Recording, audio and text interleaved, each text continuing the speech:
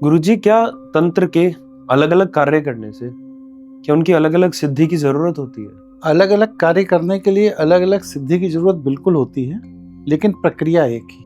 अगर आपने उस प्रक्रिया को एक बार स्टार्ट कर लिया अपने अंदर, तो फिर आपको अलग अलग तरह के तंत्र करने के लिए बार बार मेहनत नहीं करनी पड़ती। और जो लोग तंत्र के विधान की शुरुआत में मेहनत कर लेते हैं और एक बार उनके ब्रह्मांड में उनका संदेश जाने लगता है, तो जब वह संदेश जाने लगता है तो आप किसी भी प्रक्रिया से ब्रह्मांड को संकेत भेजेंगे, ब्रह्मांड को संकेत भेजेगा और आपका काम हो जाएगा। तो उसके लिए कोई पूजा, यज्ञ या फिर जो करते हैं इनकी कोई जरूरत? कोई मंत्र नहीं है, कोई माला नहीं है, कोई आसन नहीं है, कोई तीर्थ नहीं है, कोई मंदिर नहीं है, कोई पूजा नहीं है, कुछ नहीं है।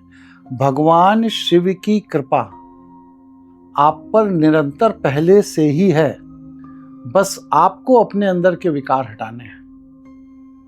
आपने विकार हटा दिए, कृपा शुरू हो गई। अष्टावक्र और राजा जनक के संवाद में राजा जनक पूछते हैं कि हे ऋषि, मुझे मुक्ति कैसे मिलेगी?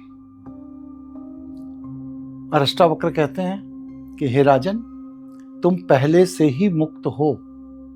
तुमने संसार को पकड़ रखा है, इसलिए तुम्हें लग रहा है कि बंधन है। ठीक यही चीज यहां भी है। हमने अपने वृत्तियों के आवेग को जागृत बना रखा है, इसलिए हमें लगता है कि हमारे पास तंत्र ऊर्जा नहीं है। तो जो काफी सारे तांत्रिक जो कहते हैं कि यहाँ पर इस मंदिर में जाकर हम यज्ञ करेंगे, इतने पैसे दे दो। ईश्वर कण कण में व्याप्त है जी, ईश्वरीय ऊर्जा कण कण में है। अब जिस जगह वो जाकर बात कर रहे हैं, वहां पर कभी किसी ऋषि मुनि ने एक ऊर्जा जागृत की?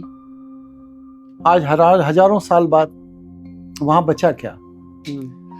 युधिष्ठिर जब राजा बने और भीष्म पितामह को जाकर उन्होंने सूचित किया कि इस महायुद्ध को मैंने जीत लिया है और मैं अब राजा हूं इस पृथ्वी का, आपकी कोई अंतिम इच्छा हो तो बताइए।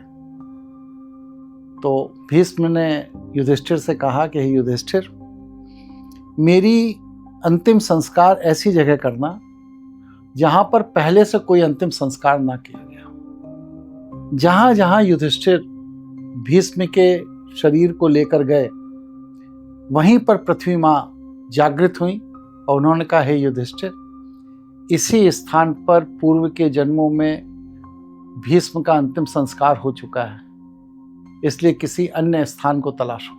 ये किस बात की सूचना है? ये इसी बात की सूचना है कि जो आज हम देख रहे हैं, सुन रहे हैं, समझ रहे हैं, जान रहे हैं, इसकी करोड़ों बार पुनरावृत्ति हो चुकी है। इसलिए अहंकार किस बात का? हजारों बार हम और आप पैदा हुए हैं, मर गए।